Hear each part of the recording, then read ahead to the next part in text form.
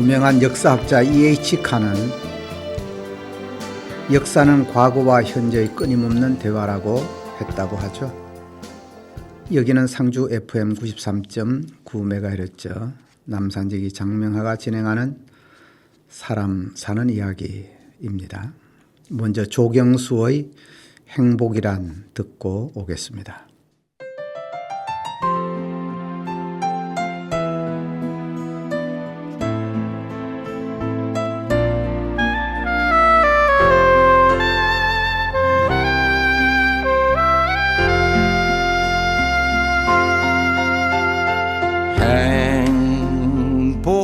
행복이 무엇인지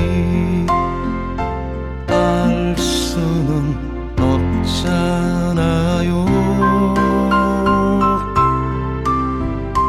당신 없는 행복이란 있을 수 없잖아요.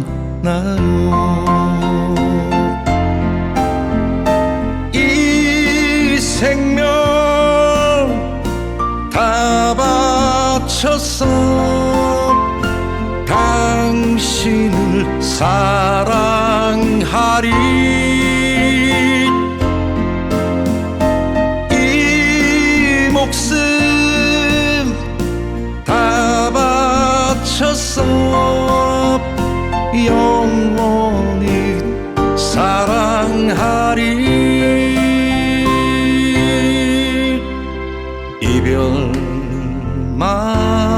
이별만은 말아줘요. 내 곁에 있어줘요. 당신 없는 행복이란 있을 수 없잖아요.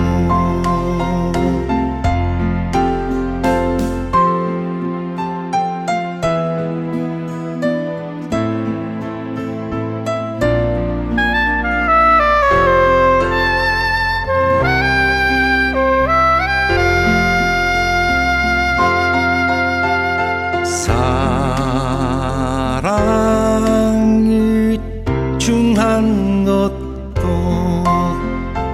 이제는 알았어요.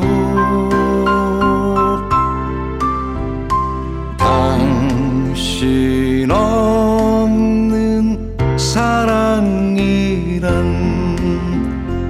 있을 수 없잖아요.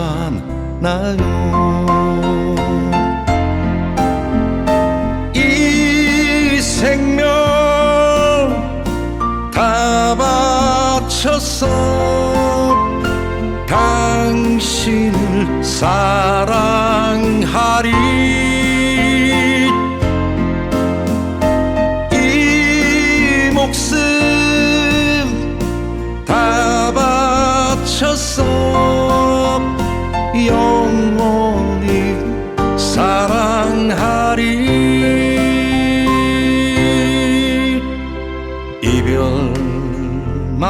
이별만은 말아줘요. 내 곁에 있어줘요. 당신 없는 사랑이란 있을 수 없잖아요.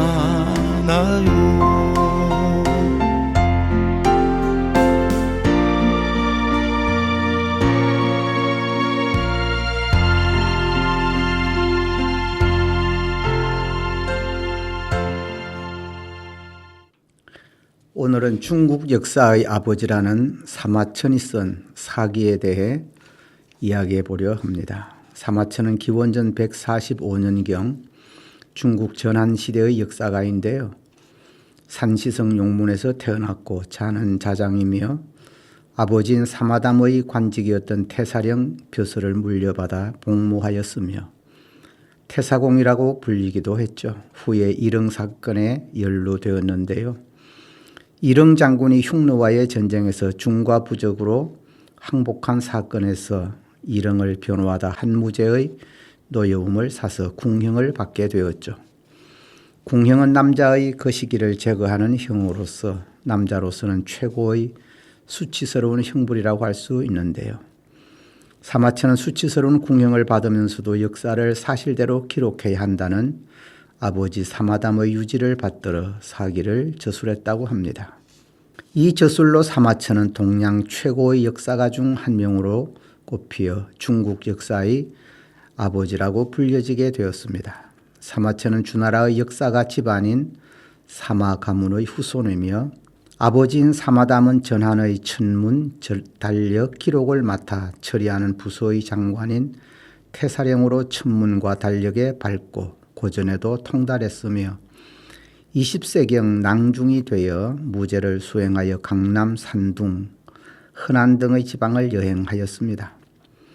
사마천이 36살 때인 기원전 110년 아버지 사마담은 태산에서 거행된 무제의 봉선 의식에 참석하지 못하게 된 것을 분하게 여기다가 병이 나서 죽었는데요.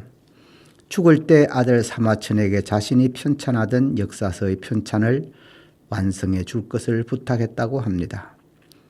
기원전 108년 아버지 사마담이 세상을 떠나자 사마천은 아버지의 뒤를 이어서 태사령이 되었습니다. 기원전 99년 무제의 명으로 흉노를 정벌하러 떠났던 장군 일흥이 패하여 포로가 된 사건이 일어났는데요. 이 사건을 보고받은 무제는 진노하여 일흥의 처분 문제를 결정하기 위해 중신회의를 열었죠.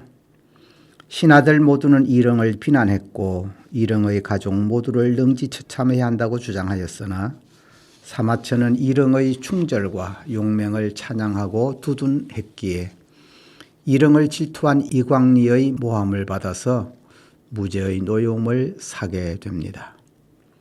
사마천은 태사령의 직책에서 파면당하고 사형을 받게 되었는데 당시 사형을 면하는 길은 어마어마한 벌금을 내거나 궁형을 받는 것 두 가지뿐이었죠. 이 벌금의 액수가 당시 기준으로 50만 전이었는데요. 이는 군사 5천 명을 1년 동안 운영하는 데 드는 비용과 맞먹는 금액이었다고 하네요. 대사령의 녹봉으로는 이러한 벌금을 내는 것은 불가능했죠. 당시의 시대적 상황은 궁형을 받느니 죽음을 택하는 것이 낫다고 생각하는 것이 일반적 사회 풍조였으나 사마천은 아버지의 유언을 따라 사기의 완성을 위해 궁형을 받아들였다고 합니다. 궁형으로 죽음을 모면한 사마천은 아버지 때부터 편찬 중이었던 역사서 사기의 편찬에 진력하였고 천신만고 끝에 사기를 완성하였다고 합니다. 그가 중국 최초의 임금인 오제에서 한무제에 이르는 역사를 인물별로 나누어 쓴 사기 130권은 형식적으로나 내용적으로나 획기적인 역사책이라고 할 수 있는데요. 연대순으로 써가는 편년체와는 달리 사기의 형식을 기전체라는 독특한 방식을 사용했죠. 기전체와 편년체는 동아시아 역사서술 방식 중 두 가지 중요한 유형인데요. 기전체는 인물을 중심으로 사건을 기록하는 방식이고 편년체는 시간의 흐름에 따라 사건을 기록하는 방식입니다. 기전체는 왕이 행한 본기와 신하들의 전기인 열전으로 나누어 기록하며 편년체는 연월일 순으로 기록하는 방식이죠. 그는 왜 죽음보다 더한 치욕의 궁형을 당하면서도 살아남는 길을 선택했는지, 왜 끝내 사기를 남겼는지를 자신의 친구 이만에게 쓴 편지에 잘 나타나 있습니다. 이를 보임안서라고 한다는데요. 그 내용은 다음과 같습니다. 죽음은 단 한 번이지만 다만 그 죽음이 어느 때는 태산보다도 더 무겁고 어느 때는 새틀보다도 더 가볍습니다. 그것은 어떻게 죽느냐에 따라 달라집니다. 예로부터 어려움을 극복해 고난 속에서도 남달리 뛰어난 일들을 이뤄낸 인물들은 몇 세기가 지난 지금까지도 그 이름이 칭송되고 있습니다. 주나라의 문왕은 감옥에 갇혀서 주역을 남겼으며 공자는 곤욕을 당하고 나서 춘추를 썼습니다. 좌구명은 두 눈이 먼 뒤에 국어를 저술했고 손비는 두 다리가 잘리는 형벌을 받고서 그 유명한 병법을 완성시켰습니다. 여부리는 촉에서 유배 생활을 했기 때문에 여시 춘추가 지금까지 전해지고 있으며 한비자는 진나라에 갇혔기 때문에 세난 고분의 글을 썼습니다. 시경에 실린 시 300편도 대부분은 성현께서 분발해서 지으신 것입니다. 이렇게 모든 훌륭한 일들은 생각이 얽혀서 잘 풀리지 않고 마음이 통할 곳을 잃었을 때 이루어집니다. 즉 궁지에 몰려있을 때라야 지나간 일을 돌이켜보면서 미래를 바라볼 수 있는 지혜를 얻기 때문입니다. 좌구명이 시력을 잃고 손자가 다리를 절단당했을 때 세상 사람들은 그들이 다시 일어서게 되리라고는 상상조차 할 수 없었을 것입니다. 그들이 그러한 참혹한 고통을 당했기에 물러나서 글을 쓰고 방책을 저술했으며 울분을 토로했고 문장을 남겨서 자신의 진정성을 표현했습니다. 죽음보다 치욕스러운 궁형을 택한 선택을 두고 가족들과 지인들을 제외하면 당시 사람들은 두고두고 그를 멸시했지만 개의치 않고 더욱 분발해 기원전 90년경 중국 역사서 중 가장 중요한 책으로 손꼽히는 태사공서를 완성했는데요. 이 태사공서가 훗날 이름이 바뀌어 사기로 전해졌습니다. 사기는 그 책이 사적 역사임에도 불구하고 중국의 정사인 24사에 항상 포함되면서 나머지 사설을 압도하는 위험을 가지고 있습니다.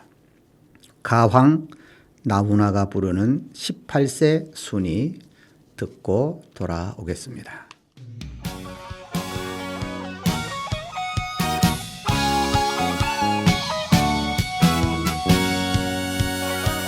살구꽃이 필 때면 돌아온다던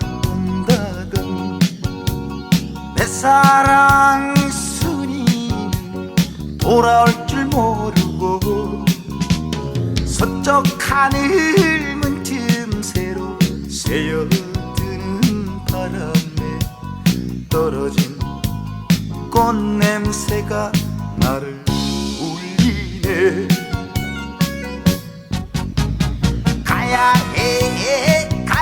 해 나는 가야 해 순이 찾아가야 해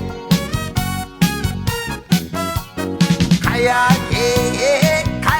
해 나는 가야 해 순이 찾아가야 해 누가 이런 사람을 본 적이 있나요? 나이는 18세 이름은 순이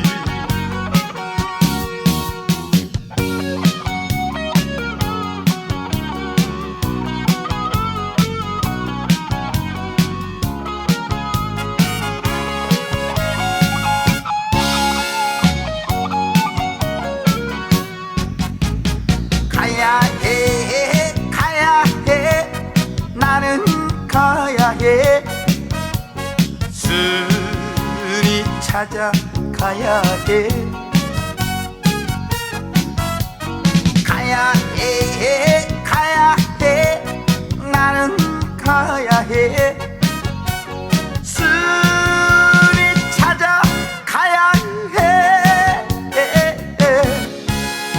누가 이런 사람을 본 적이 있나요?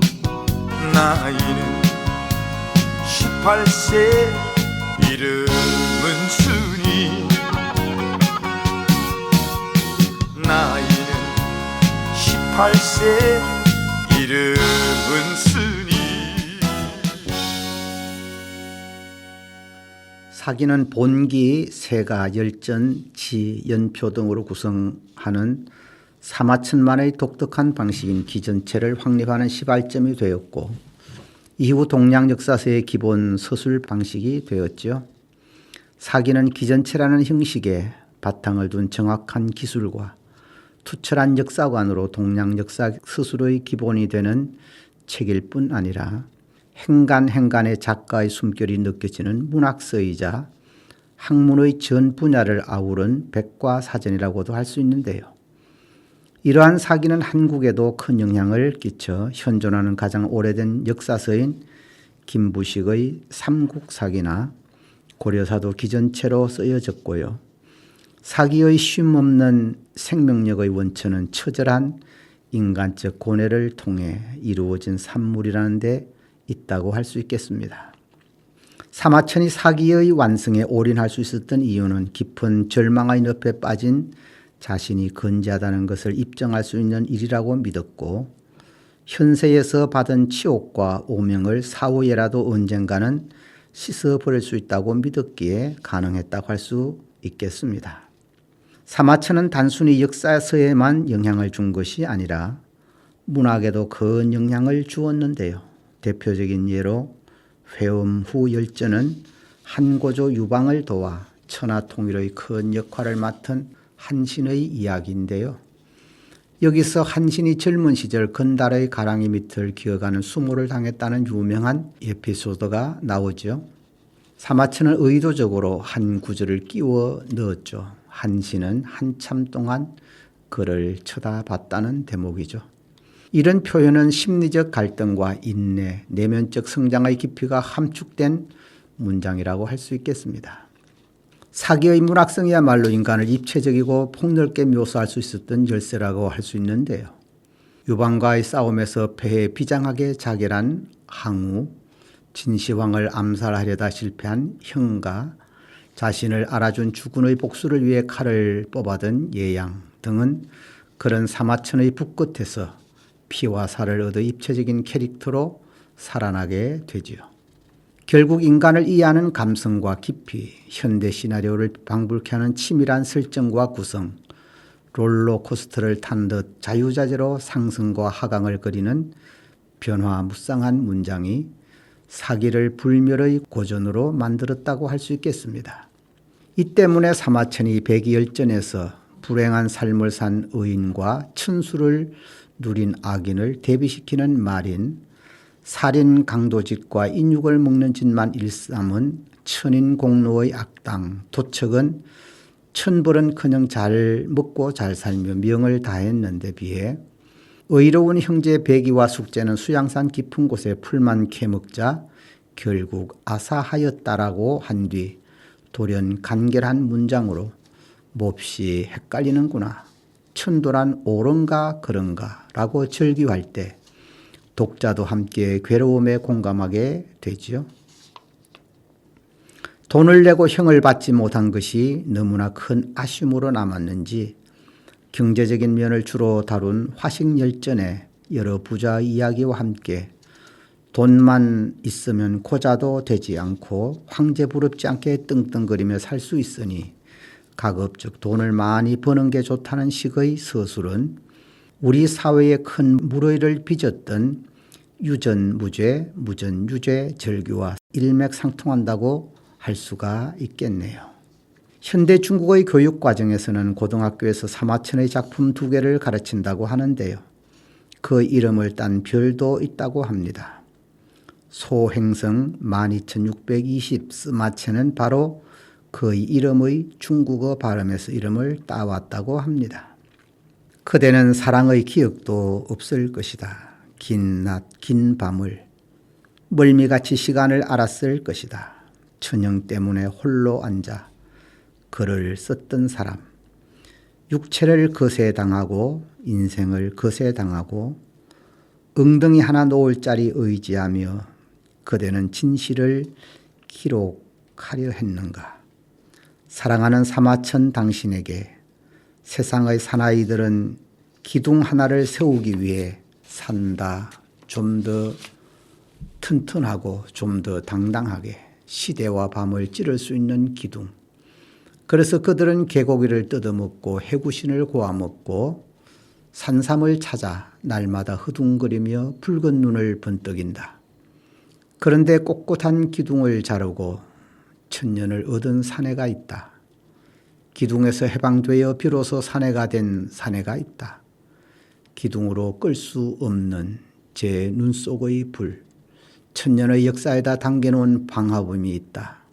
썰물처럼 공허한 말들이 모두 빠져나간 후에도 오직 살아있는 그의 목소리, 모래처럼 시간의 비늘이 쓸려간 자리에 큼지막하게 찍어놓은 그의 발자국을 본다. 천년 후의 여자 하나, 오래 잠 못 들게 하는 멋진 사나이가 여기 있다. 일본의 소설가인 시바 료타로가 그를 매우 존경해서 지은 시라고 하는데요. 그는 필명을 시바 료타로로 지은 이유도 자신은 사마천을 따라가려면 멀었다는 뜻으로 지은 이름이라고 하네요. 시바는 사마의 일본어 발음이라고 하니 정확히 말하면 사마 료타로가 되겠네요. 가왕 조용필의 그 겨울의 찻집 감상해 보겠습니다.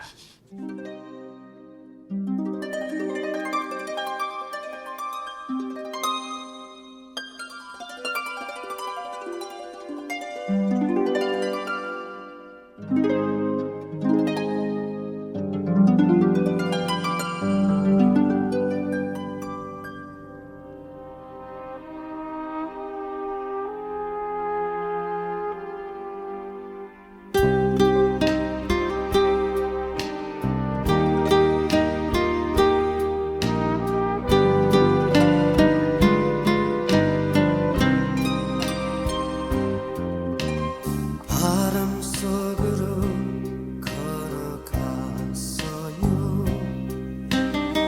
이른 아침에 그 찻집 마른 꽃 걸린 창가에 앉아 외로움을 마셔요. 아름다운 죄 사랑 때문에 홀로 지샌 긴 밤이여. 뜨거운 일을 가슴에 두면 왜 한숨이 나는 걸까? 아, 웃고 있어도 눈물이 난다. 그대 나의 사랑아.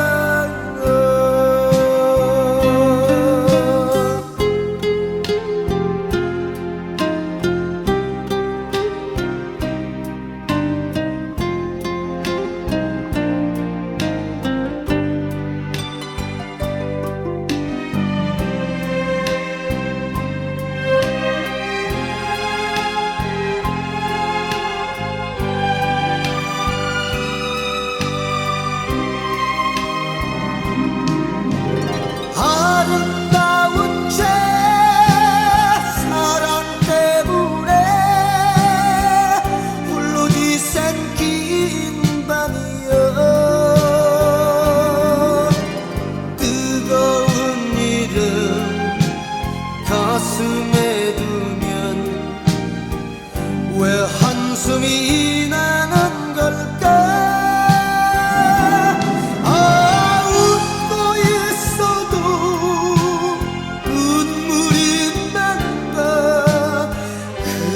나의 사랑아.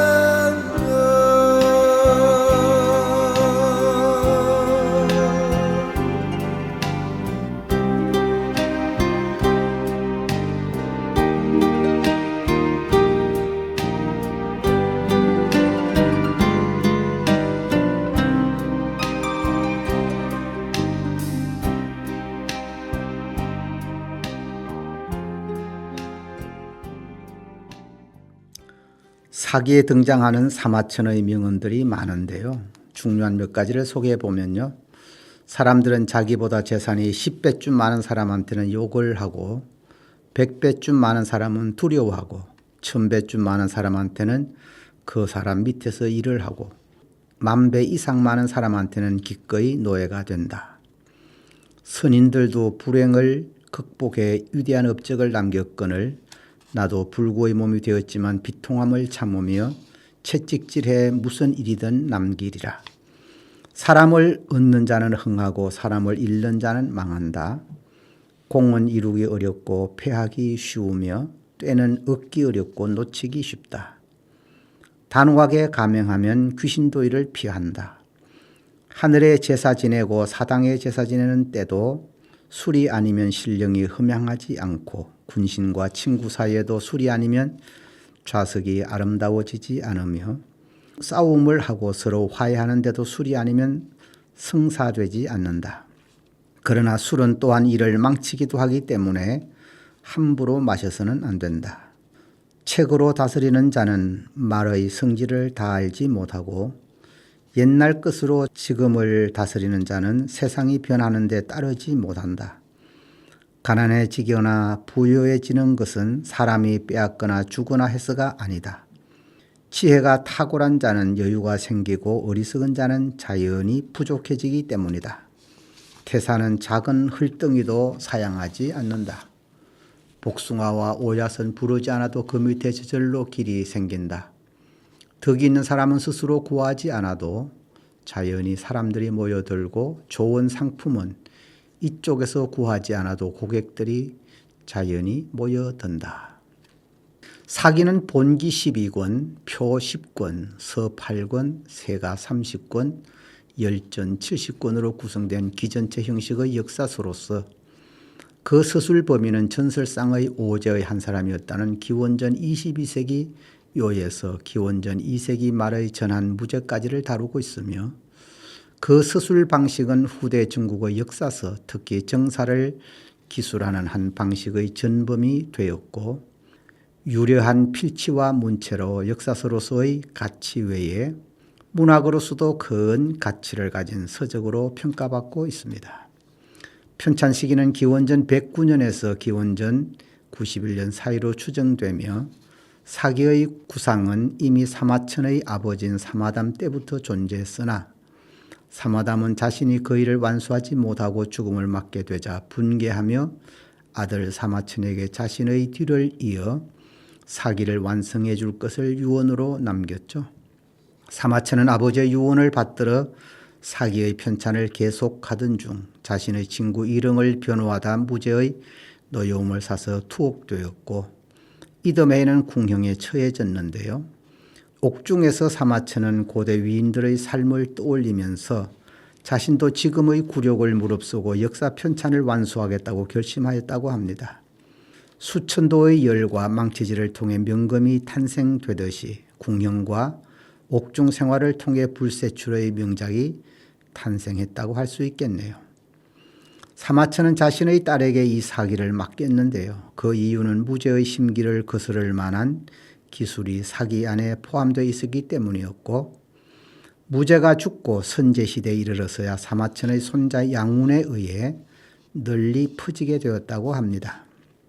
사기의 내용을 관통하고 있는 사상은 바로 하늘의 도라는 것이 과연 옳은 것인가 그런 것인가에 대한 치열한 질문이라고 할 수 있는데요.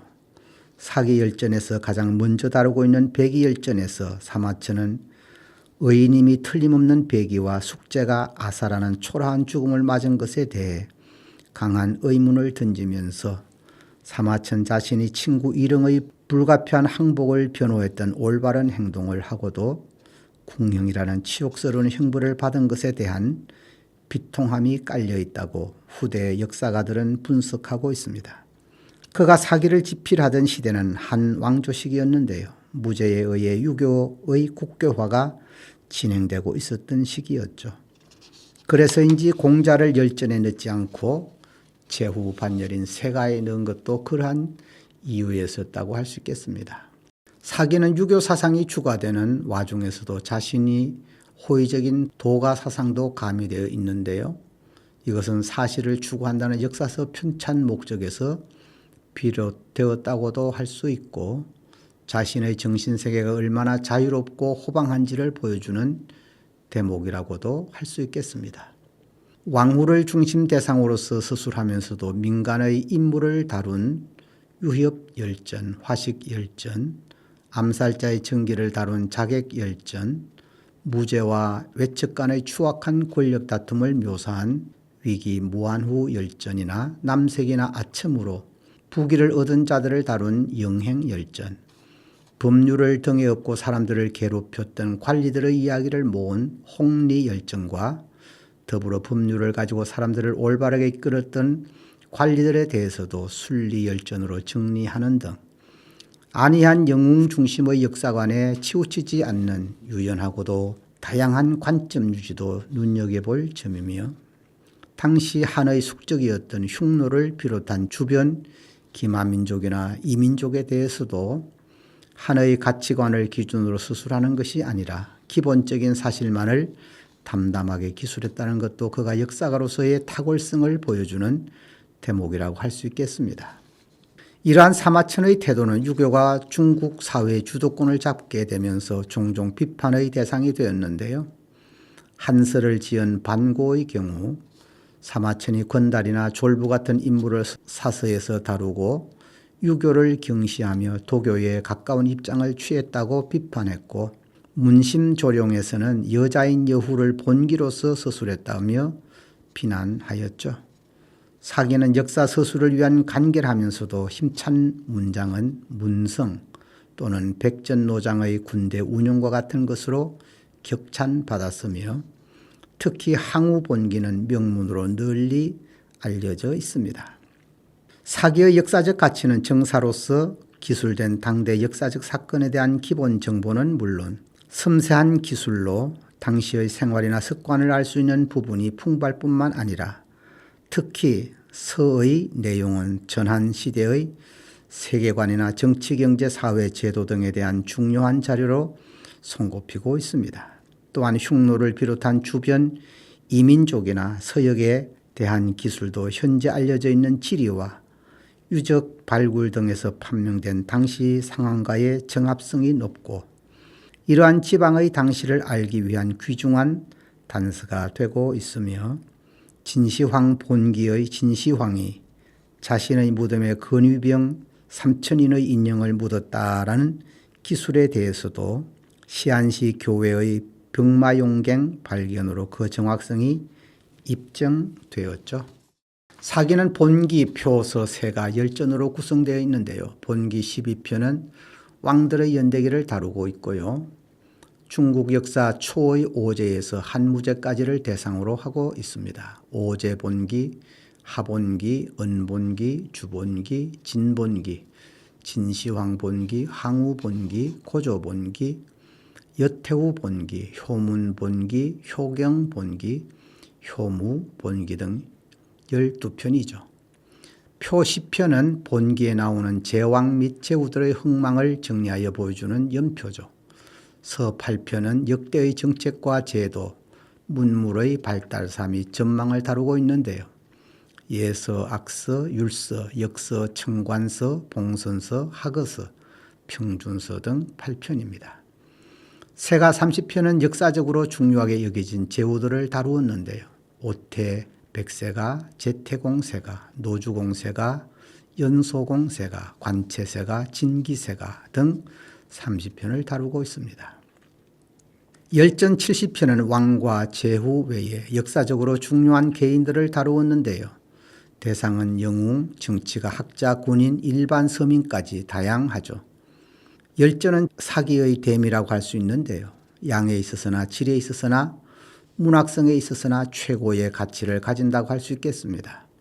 보통의 역사서는 왕을 중심으로 기록하는 것은 일반적인데 사기에는 정사와 야사를 구별하지 않고 그것도 은밀한 고정을 거쳐 기록했다는 것이 놀라울 뿐 아니라 한 사람의 지식의 양이 이렇게 다양하면서도 깊을 수 있을까라는 놀라운 생각을 할 수밖에 없습니다.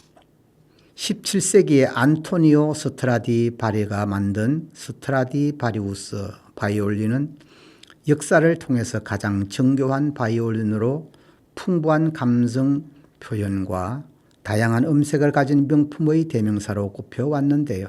최근 미국 테네시 대학의 나무 나이테 전문가인 헨리 그리시노 마이어 박사와 콜ум비아 대학의 기후학자인 로이드 버클 박사는 스트라디바리 바이올린 재료인 이 목재의 나무가 자랄 때의 기후, 그리고 이 기후가 우수한 질의 음향을 만드는 나무 밀도에 어떤 영향을 미치는가 등 여러 요인 간의 상관관계를 연구한 결과 유럽에서 1400년대 중반부터 1800년대 중반까지 지속된 소빙하기가 나무의 성장을 지연시켜서 알프스의 가뭄비 나무들이 예외적으로 단단하고 큰 밀도를 갖게 되었고, 스트라디바리는 이 가뭄비 나무를 사용했다고 결론 지었습니다.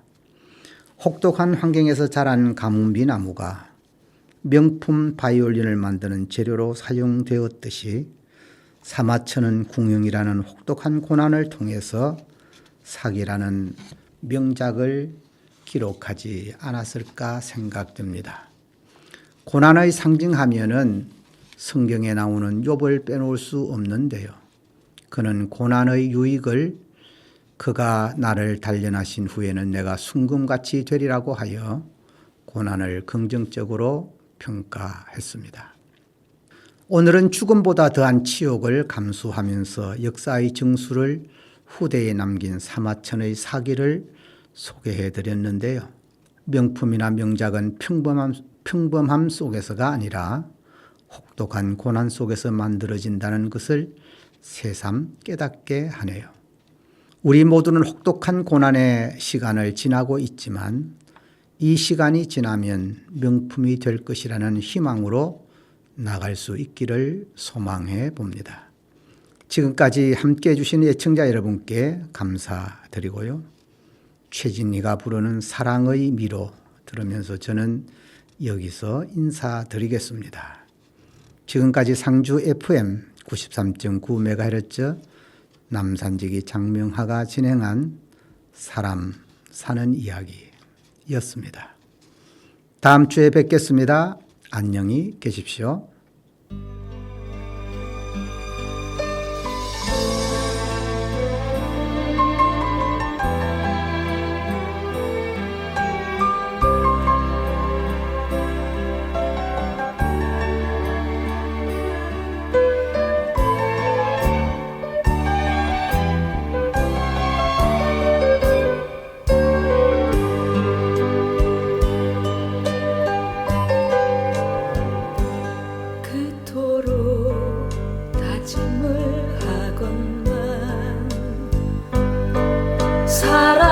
사랑은 할 수 없어요. 사랑으로는 먼 가슴은 진실 하나에 울지요. 그대 작은 가슴에 심어준 사랑이야. 상처를 주지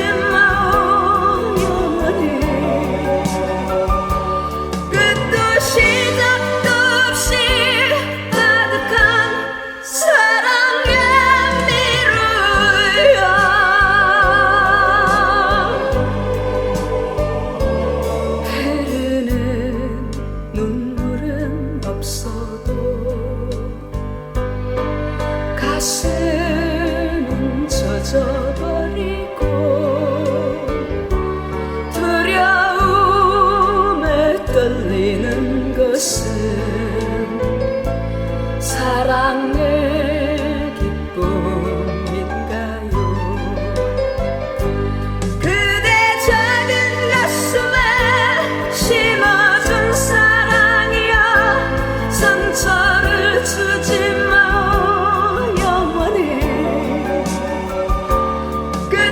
시작도 없이 아득한 사랑의 미루야.